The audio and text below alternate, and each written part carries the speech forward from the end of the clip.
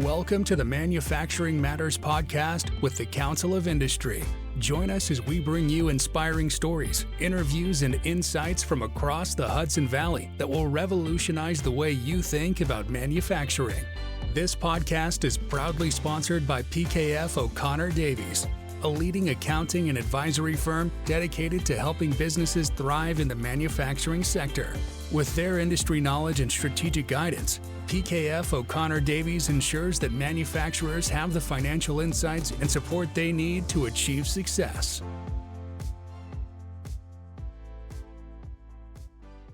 Tom DeMayo, partner at PKF O'Connor Davies, in charge of the cyber and privacy practice. Welcome to the Council of Industry podcast. Thank you for having me. So, what role, this is my basic question, what role does an accounting firm have in cybersecurity? What's the fit? A very, very interesting question, and I get it a lot. So, when you think about who we are as a firm, right, PKF O'Connor Davies, it's really kind of three pillars: audit, tax, and advisory. Okay. So yes, our roots are in accounting, right? The firm dates back to, it's 1898 or whatever the date is. So we've been around for quite some time.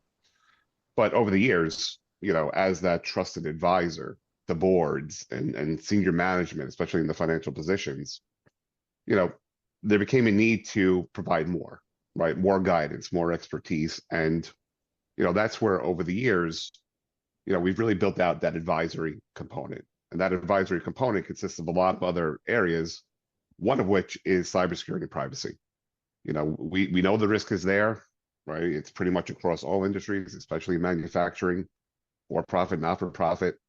So this really put us in a position where we could really help our clients or our prospects, understand what their cyber risk is, how to navigate this, right? It's an evolving area so that to say the least, they're protected. Yeah. At the end of the day, they're protected, and they have somebody to reach out to, if they need to have the conversation. What does some of that work look like? I mean, when you say advising, is it like specific analysis? Yeah. So when you think about what we do, it's very much helping organizations understand where their cyber risk is. Okay. How well their cybersecurity program is structured, if it's structured. And at the end of the day, what do they need to do to put them in a position where they have all the key components of what a cybersecurity program is, right? Okay. And when you think about that, I always say it's 5 pillars. You got to be able to identify, protect, detect, respond, recover. So our goal is to make sure that you have competency and capabilities across all those 5 pillars through meaningful, and I want to say practical recommendations, right? You can throw a lot of money at this problem, right, without question. Yeah. So, core of the approach is understanding, one, how do you leverage what you already have, right, without necessarily spending money, and then really only making those recommendations for expenditures if it's really going to make sense and it's relative to your risk posture, especially in manufacturing type entities. So your typical manufacturer, we have heard quite a bit that particularly when it comes to ransomware and other attacks, manufacturers are prime targets. What are some of the priorities, or what are some of the first things you look for one of our typical members, a company, maybe, 75 employees, 10, 20 million in sales? What do you look at in that company? Yeah. So when it comes to manufacturers, is always interesting because a lot of situations, I wouldn't say the data is necessarily very sensitive. Yes, they have employee data, but it's not like a healthcare organization where they have patient data and those types of things. Mm-hmm. A lot of the risk to them is the operational, being able to, manufacture at the end of the day. Yeah. And if they're down, well, obviously there's lost revenue, the disruption, and all those types of things. So, when we come in, it's about, and this is really for anyone to be structured. One, you do need that governance, right? And that is important where, senior management really kind of understands what the problem is. They understand the risk of it, and they're supportive of making sure that, IT and whoever's running those specific programs is getting what they need, right? Within reason. Now, usually with the smaller manufacturers, it's not frequent you're going to see a dedicated IT person or a dedicated IT team. I mean, that's the reality. So usually they're going to have some sort of outsourced IT managed service provider Mhm. that provides, all the management and the monitoring, but it's not a full-time body sitting there. So it's about understanding what they're doing, how they're managing, understanding how they're configuring all the systems, or they configured to the best that they can be. And then, of course, yes, you want to protect, but then at the same time, do they have that resiliency built in? Because if you think about a ransomware, right, it's going to distort operations. Things are going to get shut down and there's going to be a little bit of chaos. Part of doing that assessment is making sure that if it ever gets to that point, you as the business have the resiliency, so the plans in place, the backups in place, the mechanisms in place to make sure that you continue to operate. You might be down for a period, things might be a little bit slow, but you're not going to be out of business, right? You're going to keep moving. Right. Well, that's one of the things we've heard with particular ransomware. It's not like you say, like a healthcare where the Yeah. employee data is sensitive or the patient data, but access to their drawings, to parts that they manufacture on a regular Yeah. basis of their customers' stuff, and then can lose it. And like you said, they can't operate. I mean, that's a danger. With some of the manufacturers, I mean, some of them will have obligations, right? Now that depends. If they do anything that's tied to the defense industrial base, so if they're doing any of that type of work, Right. and it could be bolts, it could be whatever it is, but Yeah. if they're part of that supply chain, as of, I want to say as of this, well, really as of the end of last year, something called CMMC specifically came law, right? Where effectively it said, hey, look, if you're going to be part of that defense industrial base, part of that supply chain, we're going to expect you to have certain cybersecurity measures in place. So depending on what exactly is, depends on what exactly they're going to expect. But at the end of the day, that's going to be core to them continuing to get those contracts going forward. Right. So they have a little bit more skin in the game when it comes to at least the contract component, because now you're dealing with the Department of Defense. Right. So you mentioned, and I know this to be true, that a lot of companies will outsource this IT function. They're not big enough to bring somebody in themselves. Plus, there's an element of shifted responsibility. Do you help with that, or as part of your services, do you help maybe vet contractors or help companies ask the right questions? Correct. Yeah. So when we're brought in, it's twofold. One, yes, we have these outsourced managed service providers. And just like anything else, you want to hope they're doing what they should be doing. And I always put it in perspective of you didn't really shift responsibility as much as you delegated it. And that was what I meant to say. Delegated. You want to look at them as an employee, right? Which means that just like an employee, they got to be monitored. Mhm. You can't just have them doing their own thing and nobody checking in, because, look, I see it all the time. That's where things go wrong. Mhm. So when we come in, one, we're making sure that they're doing what they should be doing with exercising due care, that if they're committing to doing patching or whatever it is, they're actually doing it, and that they're competent, right? And they're capable. People make mistakes, that's without questions. But at the end of the day, is it kind of like gross negligence or lack of capability, or you just need to tighten a few things and improve a few processes? But at the end of the day, it's good. Now, sometimes manufacturers will be in the position where they want a new MSP or they're looking for something else. That's where we might get called in to help with that process, because they don't know, right? They don't necessarily know the questions to ask. Right. They're not really sure strategy. We'll facilitate that process. Because at the end of the day, we don't do that type of service, right? We're not looking to manage a firewall. We're not looking to manage your network. Right. So for us, it's a very unbiased component, and that's true even with our assessments. We don't sell software. We don't do that type of stuff. So when we're making our recommendation, it really is to your benefit, because either way, we're not going to benefit. We're not going to sell you the solution. We're not going to sell you. So it's always in their best interest, right? Mm-hmm. Which is good to kind of have that perspective. Right. So you talked a little bit about resiliency too, and there are different ways of doing that. The business continuation.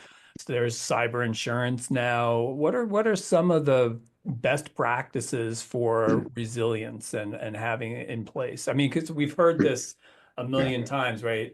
There's in everybody's system right now, there's something laying latent. There's an attack already in there, embedded, ready to happen. It's not a matter of if, but when, all those things we keep hearing. Talk about resilience and what that means and what that looks like. Right. So we'll start with what to do internally. And obviously you mentioned insurance, which is where we could transfer some of the risk, right? So the first thing is you have to have a plan. And that's always the important part. You want really two types of plans. You want your incident response plan, which is, all right, we have a cybersecurity event, and then we want a business continuity plan and disaster recovery plan, right? They're not all the same thing, right? They kind of feed each other, but they are separate and distinct in what they're going to do. Incident response is more a cybersecurity event, right? That could be a malware intrusion. That could be those types of things, which is going to have its own workflow and who's going to do what, who you're going to call, those areas. Business continuity is very much about, we're in that position where something significant to our business has happened, where we now have to look towards an alternative way of operating to get things to continue. Now, a cyber incident could very well lead to a business continuity event. Not all will happen.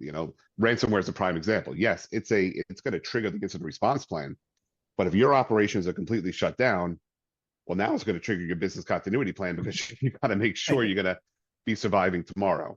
And then that disaster recovery component, well, that's getting all the technical systems back up and restored and doing all those types of things. So one, you need to plan, because a lot of times we're brought in when something bad does happen. Right. And yes, we'll help navigate and we'll help try to control the situation, which is stressful. But there's a difference between a uncontrolled stressful situation where you don't have a plan and everyone's trying to figure it out on the fly, versus a controlled stressful situation where you have the plan. Yes, it's still stressful, but there's orchestration, right? People kind of know the parts they have to play, which just helps everything go that much smoother. And I would say even too, with the manufacturing, a key component. So as part of that plan, you have the technical aspect as well. And this is where we have the backups of the systems. And ransomware is a key thing. When they're engineering their backup solution, we want it to be something called ransomware-resilient. Because if somebody gets in there and they're a ransomware gang, yes, they're going to try to get to the systems, but they're also going to try to get to your backup. Why? Because they know if they can get to your systems and your backup, you're not going to have a choice, right? Because no one's going to come in and unlock it, right? You're going to have to pay to get things back up and running. So you want what is called a ransomware resilient backup, which is designed such that they can never get to it, which means you always have something to fall back to get yourself up and running. Now, again, manufacturing also is different because you got SCADA components, you got all these different things, which has unique risks, unique systems. There's a lot of things to it, but you need the plan to kind of lay all that out. So the company works with PKF. Do they typically reach out to you about cyber, or is that just one of many pieces of the puzzle? As you described, that business continuity planning, yep. It's a more of a holistic approach. Is that fair to say? It is. That's dealing with all this. It's part of risk management. Cyber is a component of that overall enterprise risk. Where I say it's a little bit different is you have all your different departments that do different things, and they're going to have their own risk elements. The difference is with IT is that IT underpins it all. Right. It's pervasive across every single line. Sure. It's like your foundation. So when you're looking at that risk component, you got to look at a different perspective, because it is going to go up across all the different departments. That's why even when you're doing an assessment, you don't want to bring in a firm that's just going to focus on the tech, because that's only part of the puzzle. It has to equate to the lines of the business and what they're doing, because if you don't have that connection, again, you're only addressing a component of the problem. You're not addressing the full problem. So if they're coming to us, yes, it could be through a relationship that we already have on the financial side or whatever we're doing. It could be because it's risk management in general, which we do as well, right, in other areas. Or it could be that cyber business continuity component where that's where they feel they need additional help and guidance, right, on what to do next. The CMMC, does that include a business continuity and that piece of it, or is it just preventative stuff? No, it's going to be detective as well. And it's going to have a response component, because that's actually part of the provisions within the contract when it comes down from the primes and those types of things, where they're going to call out specific incident response procedures. because if it affects what they call controlled unclassified information, which is where the government wants the protection, depending on what you're doing, you're going to have specific then reporting obligations to them to let them know what's happening. So yeah, there's going to be that recovery element. They're going to want you to be able to identify. They're going to want you to be able to detect. All those 5 pillars that I talked about, they're going to expect you to have in some capacity. Okay. Yeah, that is interesting. And I know that that's a defense contractor, requirement regulation thing, but is it a bit of a model that other companies could use? I mean, even if they're not Oh, in 100%. supply chain, is it something that they could use as a guideline? Absolutely. And that's true for all these frameworks. Right. Like when you get into the defense industrial, when you get into that area, it's specifically aligned to something called NIST 800-171, which again, it's just a framework of controls that they expect. Something that's a little bit more general for the public at large. That's where you have something called the NIST cybersecurity framework, Okay. which is meant to be a little bit more flexible in its structure. But the controls, they're all good controls. Right. I think that's what the key thing is. And that's why I hear of all these different frameworks. It's who wants to put one spin on the same set of good controls, Right. And that's why, like, even when we come in, yeah, compliance is always good, it's great, but compliance doesn't equal security, right? And that's the key thing. Yeah. Security will almost always equal compliance. So if we're going to help you, we're going to help you try to build out a secure and realistic cybersecurity program that's going to position you relative to your risk.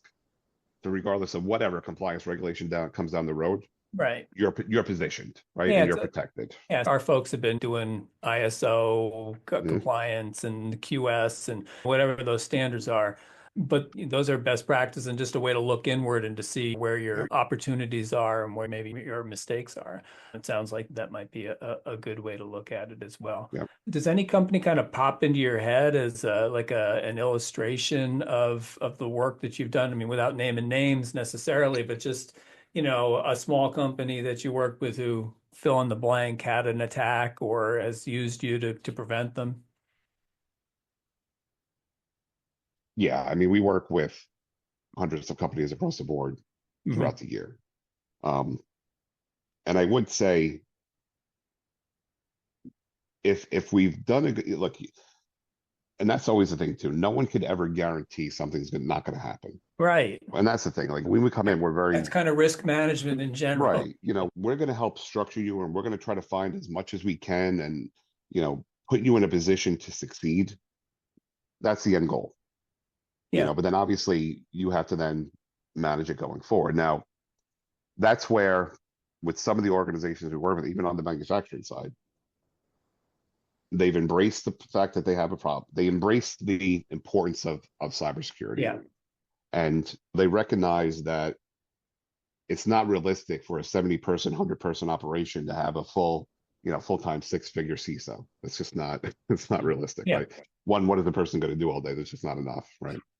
So, in some of those models, that's where we'll function as like a virtual CISO or fractional, where a certain number of hours a month or whatever it is, we're helping them really structure and maintain that program. So whether that's keeping the MSP accountable on a monthly basis, just helping with the overall strategy, helping with the policies, the incident response, we're there, but on a much more fractional component. Now, yes, if there is an incident, we've worked with organizations where, especially in the manufacturing, where they need us to kind of help them navigate the process. Because again, there's a lot of moving parts. You have the lawyers on one side, you got incident responders on the other side, and we're kind of working for them to help translate and also really buffer what exactly is going on. Because sometimes they can make it sound a lot more worse than it is. So you got to have that filter a little bit to kind of really lay it out. Is this really, really bad, or is it, sound a little bit worse than what it is? That triage, that's a valuable service in and of itself, for sure. Yeah. So the practice within PKF, how many folks do you have working there, and what kind of titles do you have in that world? I mean, they're not CPAs, obviously, or maybe they are. I don't know. No, we're not. Okay. We're not. That's funny. That's one of the things that we always preface, because again, you see the audit and accounting. I am not I an always, I accountant. always have to go in and say I'm not a CPA. Okay. Full So disclosure. yeah, and that's true for all the members of my team. So roughly there were about 20 people at this point, Oh, wow. in Okay. It's terms of substantial. Yeah. the size. Yeah. And in terms of the specialties, I would say we're all well versed in risk, period. Right. Okay. But then really where it starts to break out then is that you get individuals that are much more technical down to a low level, because that's where we then go into the penetration testing, right? And we Oh, have a very full-fledged, very, very talented group of individuals that lead that component, where that's where we're simulating an attacker and we're trying to break into your network effectively. We're trying to exploit, we're trying to phish your employees, we're trying to see if yeah. they let us into the environment. We're trying to see if we get a hook onto the network. Can we pivot and move and effectively take over everything? And then how we did it so that we could show you the path and how you plug the holes type Right. of situation. So those individuals are very technical on that level. A separate component is then we have our forensics guys. You know, that's the group that if they have to go back and try to figure out what exactly happened, well, then they'll start getting into the hard drives, the logs, and those types of things and try to Okay. figure it out. And they get involved a lot too with that business email compromise. Because yes, we've been talking about ransomware, but in the manufacturing space, because you have all these different vendors, just like anything else, the movement of money is Hmm. also very, very common. Where maybe their vendor gets breached or whatever it is, and now all of a sudden an email comes in saying, "Hey, we need to update ACH information," and the money moves. Right. Type of situation. We get that on even in our little small association. Oh yeah. We get hit constantly, and they're honestly that whether it's AI doing it or they're just all getting smarter, they 100%. are really getting smarter, I mean, imitating members, impersonating, close to the right domain but not quite the right domain, all those things. I want to say over the past 2 weeks, I don't know if it's the time, but I mean, I've probably worked through about three different. In total, it was about 1.5 million that got lost through about three different organizations. Wow. You know, because when it happens, there is a very specific set of procedures you want to go through to try to maximize your chance of getting the money back. Mm. If you don't go through those steps, you don't do it very timely, because time is of the essence when that money moves. The longer you wait, the less likely you're going Yeah. to get it back. You Saw know, the Economist magazine has just done a special feature this week on global fraud and the yeah. booming business. I believe I heard them say it's a $500 billion business at this point, Oh which yeah. which is amazing. And And every year it probably goes up. And and you hit the nail on the head with AI. And AI is only making it worse because now the barrier of entry has dropped. yeah, Where, just like you have a chat GPT, well, there's a fraud GPT where I could tell it to create a phishing campaign. I could tell it to create malware. I could tell it to do all these things where I don't need to be technical anymore, and it's going to spit out everything what we need. So one, you get increased sophistication, but now you also get increased speed of attack generation. And when you combine those two together, yeah, the outcome is not good. yeah, yeah. So it's like now more than ever, you really got to start thinking about your cybersecurity program, because the reality is it is going to get worse. Yeah, I catch myself every time I complain about the multi-layer authentication thing. I'm like, no, no, one more. In fact, give me three layers. Yeah, Call. exactly. Yeah, it's Exactly. so my guess is you didn't wake up one morning and say, "Wow, I'm going to be a partner in an accounting firm in charge of privacy and cybersecurity." How did you get here? And what's your education background? What Yeah, absolutely. story of Absolutely. Tom DeMayo? So in college, I was computer science, right? Okay. That was my major. And then I also minored in math and accounting. Okay. And when I came out of college, this was kind of like the post.com boom, bust, really, you know. You But hit. even then, even then, I kind of foresaw you're going to need some sort of business component. You're going to the two would have to come together if you really wanted to be effective going forward. You couldn't just be the tech guy sitting in a corner. If you really wanted to grow, you had to have more. So I did that, and then fortunately, when it came out, I did an internship with a theater company for a little bit, Hmm. and then trying Wait, job after job. was that internship in your field, or were you acting? It was not, I was IT. It was like a help desk Okay. type situation. Maybe I like to, So I'd I like to wasn't see a acting. blend of that. Yeah. No acting. But then I ended up finding PKF. And I remember just thousands of, sending out resume after resume. And, I found PKF. And, as of now, I've been there for I'm going on 21 years with the company. Wow. Wow. So when I started, it was a small operation. It was like 40 people in a downtown New York office. I was MIS assistant, so really IT help desk. And, over the years, what kind of happened was, so I came in around 2004, 2007, 2008, got to the point where more and more entities they were auditing became digital, right? Now you have people putting in accounting systems and all this stuff. People wanted to go paperless, so on and so forth. And really, the auditors were pretty much like, hey, this is obviously now a risk to the audit. We don't understand these systems. Tom, can you help? Type of situation. Just kind of go in and just help us understand what's going on. Sure. So that was really the catalyst for me to move into, more of the external advisory component, where what started with external IT audit support, so as part of the audit. Now, this is early 2007, 2008. So where cybersecurity wasn't so much of a hot topic, Right. But Then the even just in privacy that, certainly is, right? I mean, and yeah, that was always part of it. that was always part of it.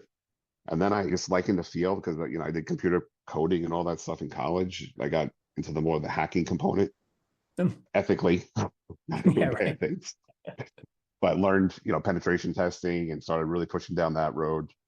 And then, a lot of where I ended up is also just timing and luck. Yes, ambition and effort, but at the same time, the company started to expand rapidly.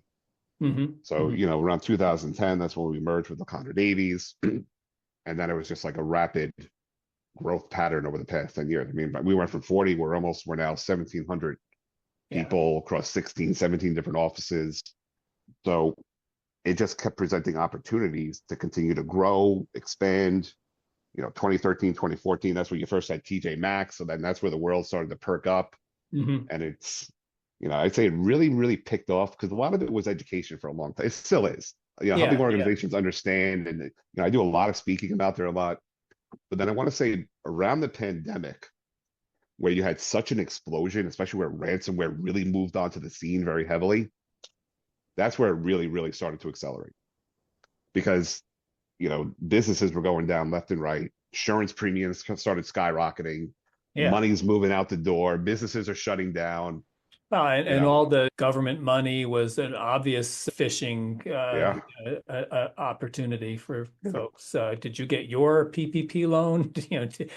Did your check arrive? Here, fill in there, Yep. give us your social security number. We'll make sure we Yep. get it to you, So that was really and then, that's kind of where we ended up today, where taking the opportunity, running with it. I will say that, the firm has always put me in the position where they've always given me enough rope to hang myself with.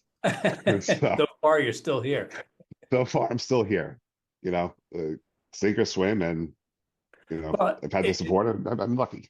yeah, no, it does seem like a valuable Yeah. component for the firm, as you say, from that advisory side of it. There's clearly a growing area where there's opportunity.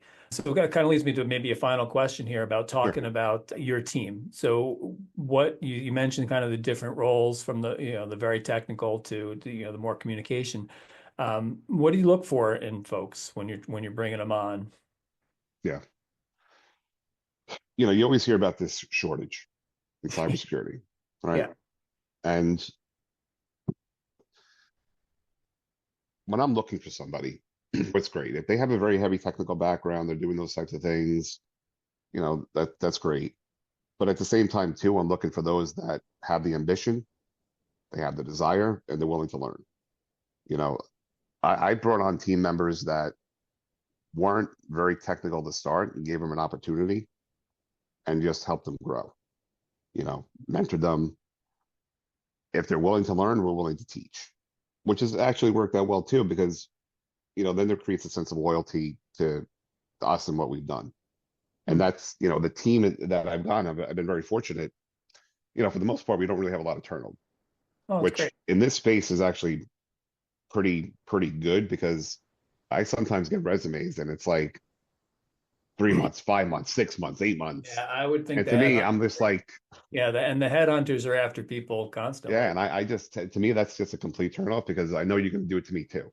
Right. So it's like, why am I going to invest? So I'd rather take the person that I can mentor, coach, get up to speed, and then, have their trust, have their loyalty. That to me is the most important part. I can always train. If you're willing to learn, we'll train, we'll get you there.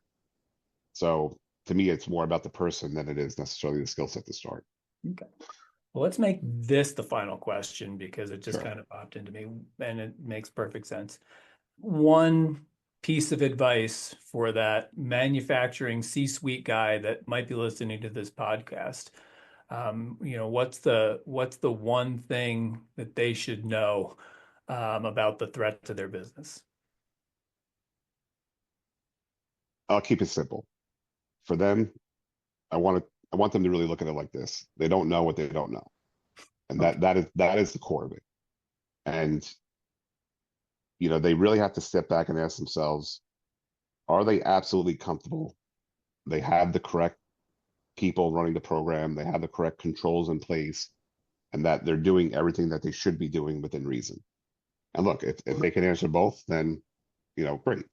But if not, that's where they really should think about just having a look. Because again, you don't know what you don't know. Just like anything else, when it comes to this area, just because it's operating doesn't mean it's secure. We go into environments and sometimes we put them, we have to have that conversation. We're like, you're kind of in the red zone. Yes, you're fortunate nothing happened now, but with the way you're structured, something is eventually going to happen, and it's not going to be good. So you don't know what you don't know. Okay, that is good advice and a good thing to leave the folks with. So, Tom DeMayo, partner with PKF O'Connor Davies, thank you very much for being on the Council of Industry podcast. And thanks to PKF O'Connor Davies for sponsoring this podcast. I think this is the end of season 4 for us, for the final episode. And I think we had a great season. I think there was a lot of really good information. We had some great guests, and we appreciate the support that PKF affords the Council of Industry. And certainly appreciate you being on the show with us. I appreciate you having me. Thank you for joining us on this episode of Manufacturing Matters, brought to you by the Council of Industry and sponsored by PKF O'Connor Davies, accountants and advisors who understand the unique challenges and opportunities in the manufacturing sector. We hope you gained valuable insights and inspiration from today's discussion. If you enjoyed this episode, make sure to subscribe to our podcast and leave us a review on your favorite podcast platform.